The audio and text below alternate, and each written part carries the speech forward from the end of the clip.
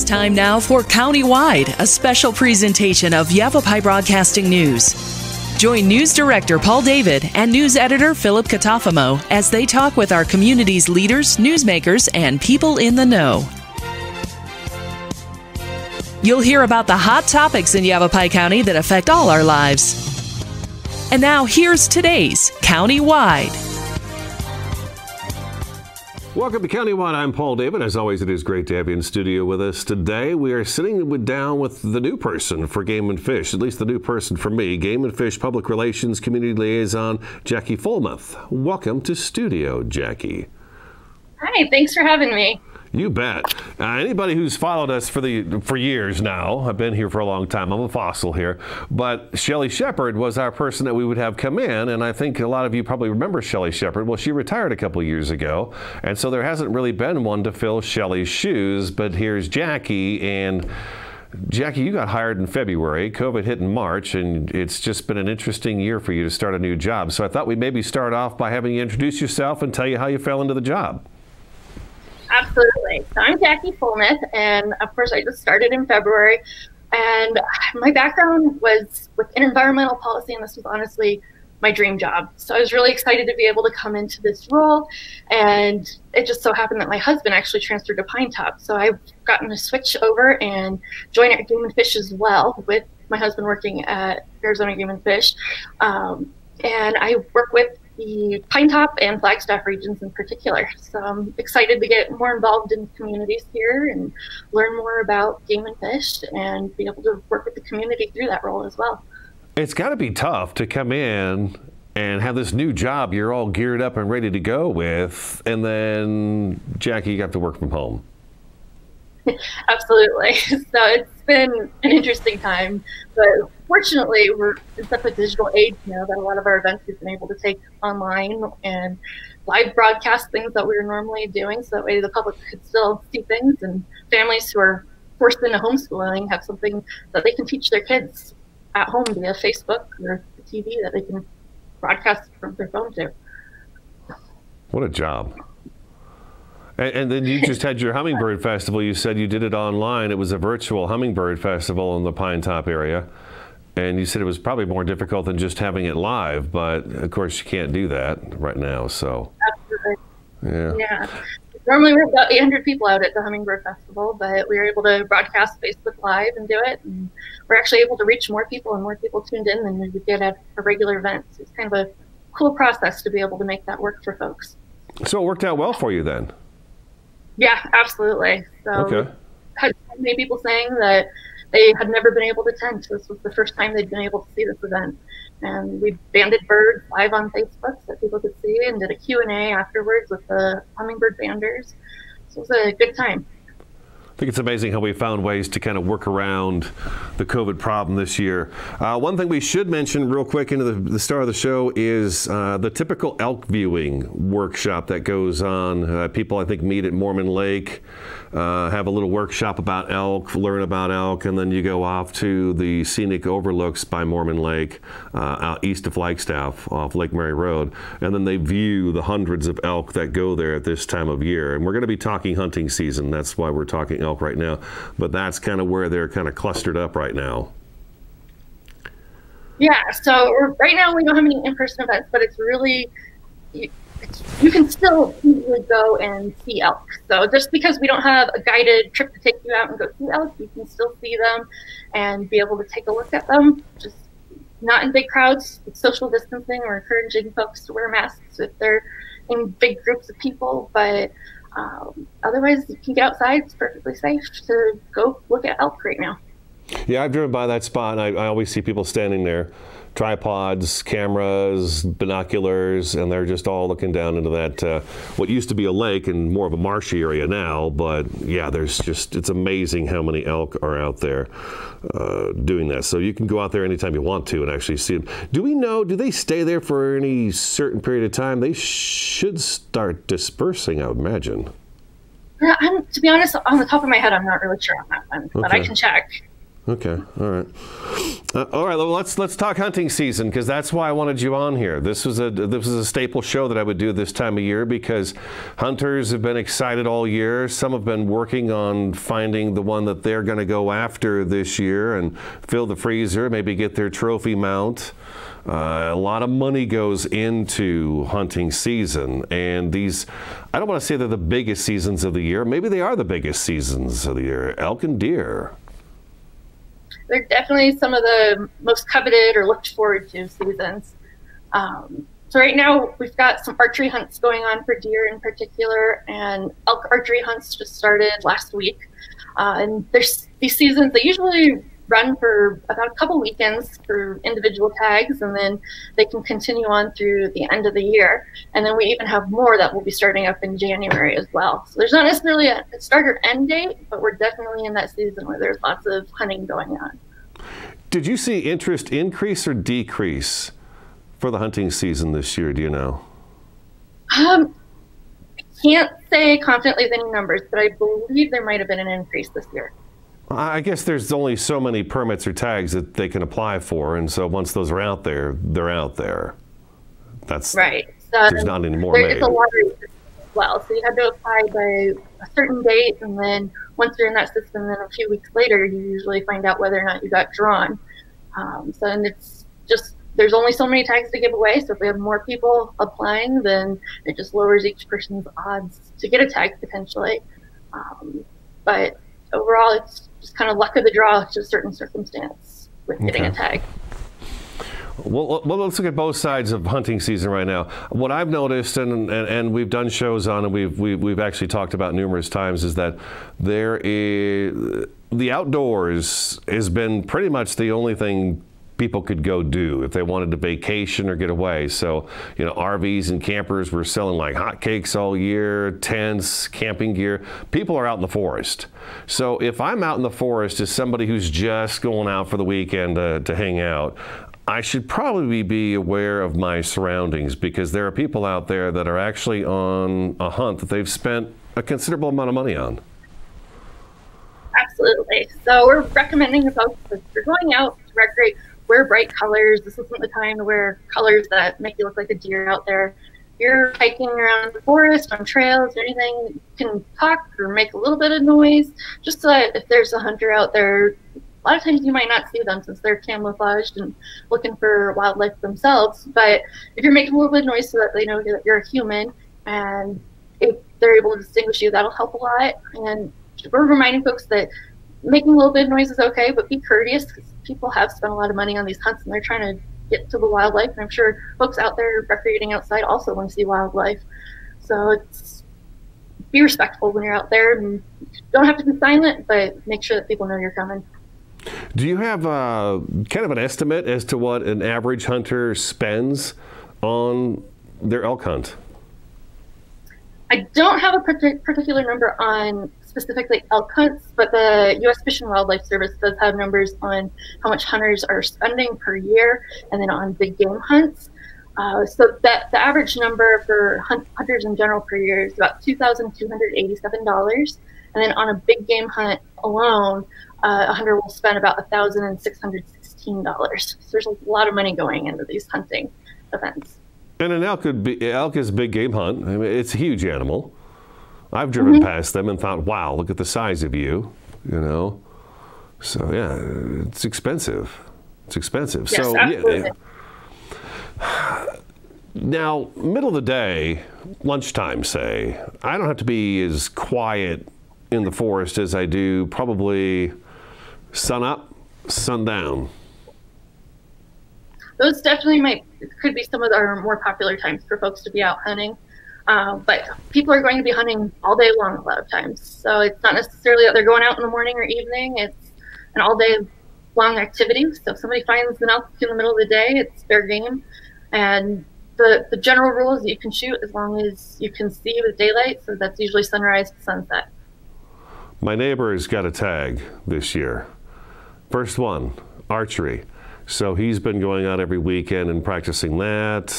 He had to invest into a bow, arrows, targets, all that. And then I don't think he's even had a chance to go out and do what a lot of hunters do. You'll see their trucks on the side of the road along 17 or whatever in their unit, and they're out tracking months in advance sometimes, trying to get a feel for, okay, how does this bull move? Where does he go?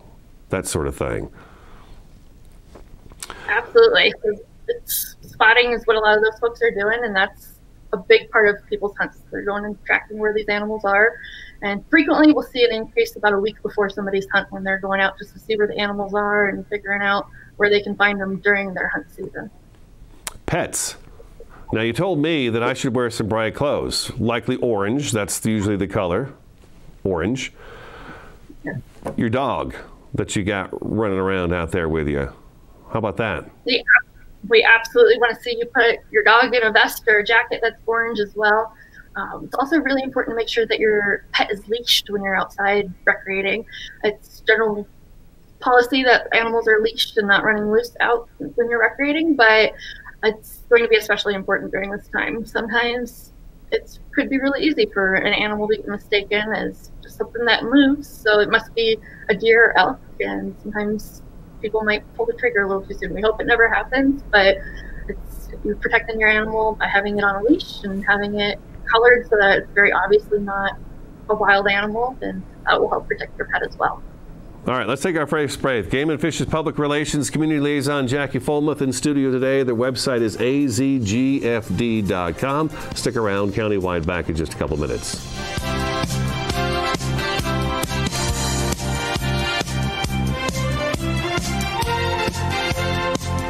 Starting in the late 1920s, Grandpa Gettle and his brothers laid the groundwork for what would become a family legacy. Almost 100 years and 100 patents later, Gettle's High Desert Mechanical continues to raise the bar of quality heating, cooling, and plumbing products and services in the Verde Valley. Call Gettle's High Desert Mechanical Heating, Air Conditioning, and Plumbing at 567-2200 or online at GettlesHDM.com, providing solutions for your comfort. Don't settle, get Gettles.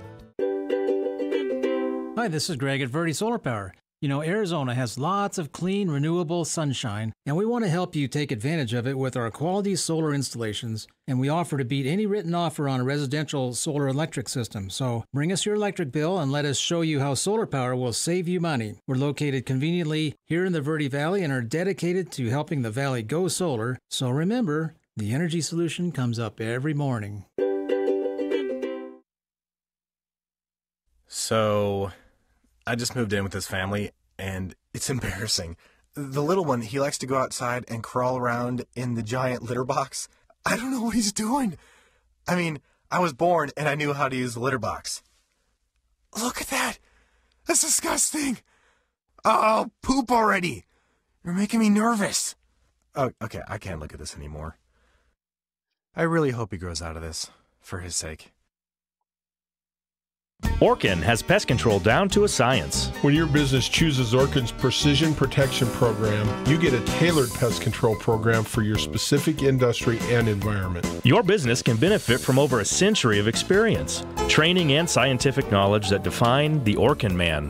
Maximum protection, minimum exposure, backed by one of the industry's most comprehensive guarantees. Choose your locally owned and operated Northern Arizona Orkin and get more than an exterminator. Get an expert.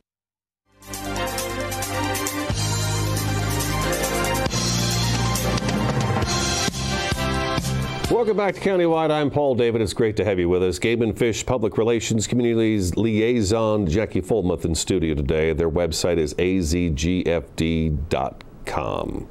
Talking about hunting safety tips. It's hunting season. It goes well into January, February of next year, does it not?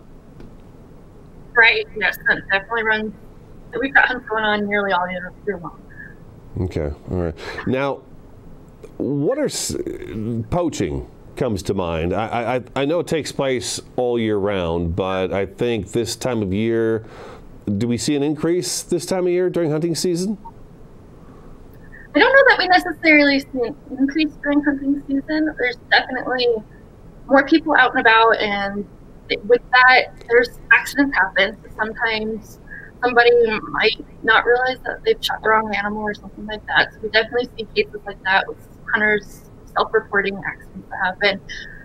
But I'm not sure, since poaching is all year round, a lot of times we're seeing animals getting taken out of season or out of units that are closed. Those are things that happen no matter what time of year it is. I know Tonto National Forest is going to have some impacts on the hunting season this year. I think it was like 3 or 4 units that are going to be impacted because of wildfires that occurred this summer. What happens if I have a tag and I'm in one of those units that is now pretty much closed because of a wildfire? Is there any way to get switched over to a different unit? I'm not totally familiar with that. I think it's unlikely that we can switch to another unit, but if you are in one of those situations, definitely give our offices a call and we'll see how we can help you and what your exact situation might be and see what we can do in that situation. Okay. So that's poaching, really, and that brings up the Operation Game Thief hotline. You said that's used throughout the year, but that's a great way for people to go ahead and make a phone call if they hear something unusual. And I'm trying to think, okay, so if I was at home on any given weekend, I live close to Forest Road 700, south of Flagstaff, and they're shooting out there all the time. But I'm thinking maybe people hear shooting in unusual locations or unusual times of the day. Maybe that might be something to pay attention to. Is there things people should watch for before they call Operation Game Thief, or know before they call that number and report something? We're not necessarily asking for the public to watch out for things. We don't want the public to be investigators in these cases. But if you see something weird or have a question, give us a call on the Operation Game Thief line. We'll be able to help sort it out and either get an officer dispatched or figure out if it's a violation that's actually occurring in those cases. And just being a good witness is what we really need folks to do. So if you're getting good information, like when and where the event's happening, if you're out in the forest someplace, getting the coordinates from your GPS can be really helpful to us to be able to track it down. And then if you are getting these calls, don't wait to make the calls. The best way we can catch violators or poachers in these situations is if we get alerted quickly so that an officer can be dispatched and they can catch the person in the act of the violation in those situations. As I say, yeah, if I heard something Friday night and I didn't call you until Monday when I got home, or I got home from work and said, oh, you know, back on Friday when we were setting up camp, we heard this. It's not too late. You still want the information, but it's not as good as it's going to be. It could be. Absolutely, yeah. We recommend people, if they've got photos that they can get on their phones or videos, that's always helpful too. But we don't want people to be trying to hit somebody themselves. This is something we want our officers to be able to take care of, and we don't want people getting into conflicts that could potentially be dangerous for themselves or hunters out in the wilderness.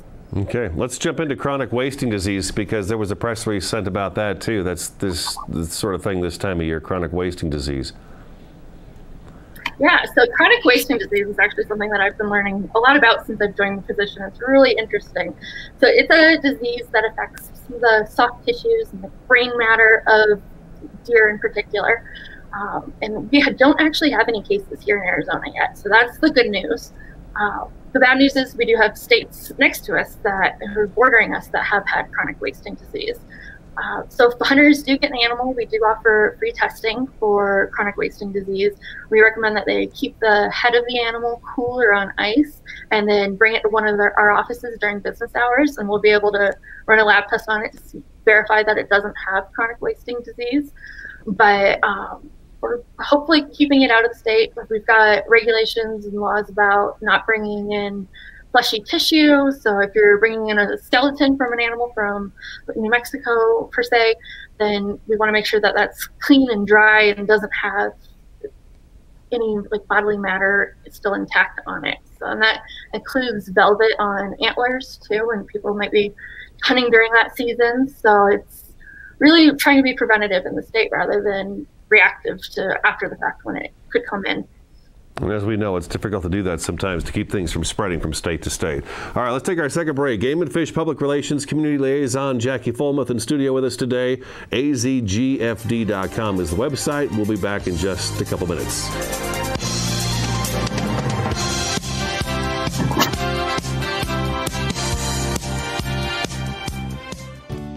From inspiration to installation. If you need help with your decorating plan, call the pros at the Picture Window. We are your #1 source for top quality blinds, shades, shutters, and flooring.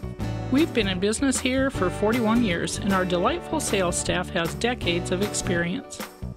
We're the locally awarded Best of the Best in both Sedona and the Verde Valley. Don't pass up a free estimate on your project. Call the Picture Window now. Paul Stanley here with Stanley Steel Structures. We offer shade structures that provide style, value, and performance. Our Equinox louvered roof opens and closes to give you the ultimate patio experience. We also offer Alumawood shade covers that looks like wood but lasts like steel and never needs painting or maintenance. Visit us at StanleySteelStructures.com. Contact us today and be covered tomorrow. Stanley Steel Structures. Let us add some space to your place. Been hearing about the crazy benefits of CBD? Find out how CBD can help you at Sedona's #1 resource, CBD Sedona.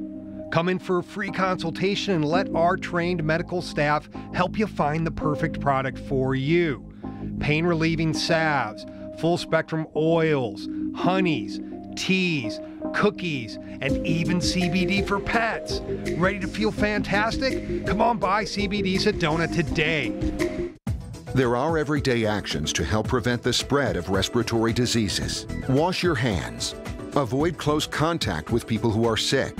Avoid touching your eyes, nose, and mouth. Stay home when you are sick. Cover your cough or sneeze.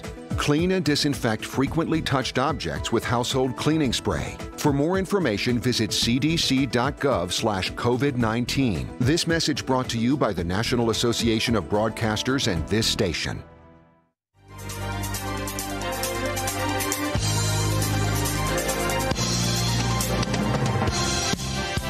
Welcome back to Countywide. We've got just a few minutes left of the program. Sitting down with the Game and Fish's Jackie Follmuth. Our website again is azgfd.com. One thing I meant to bring up at the beginning of the show, and we've talked to you a couple of times about it over the phone, is the baby wildlife. And you said that it's been a real issue this year because there's so many of us in the woods. It definitely has been. So with so many of us being in the woods, there's a lot more people coming in contact with wildlife.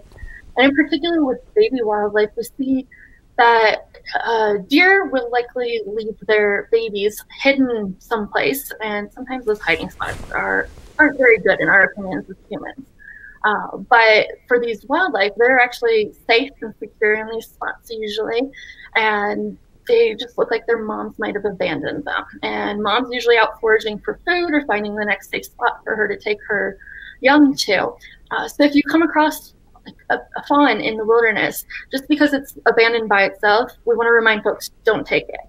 So recently we just had somebody who thought the fawn was sick, and they had the best of intentions, but they took it home with them and then called us, and we only have limited capacity to help find homes for so many animals, and zoos and rehabilitation centers only have so many slots as well. And in addition to that, we need to protect some of these slots for endangered or threatened species when they need our help too. So in this particular situation, the individual had taken this baby deer from the wilderness, and at that point, it's challenging to take a deer back to where its mom could either find it, or we could also be introducing disease back into its environment. So it's hard to send the animal back. And in a lot of cases, when somebody takes a baby animal, any kind of animal really, out of the wilderness, it'll die. So, and it's just, we only know so much as humans, and we can only provide so much assistance, but most often our good intentions lead to a lot of harm when we're taking baby wildlife out of their homes. So Mother Nature's taking care of them, and a lot of times their parents are still around taking care of them and seeing to their safety, but we just want to make sure that we're not interfering with that process, because usually our good intentions have consequences in those situations.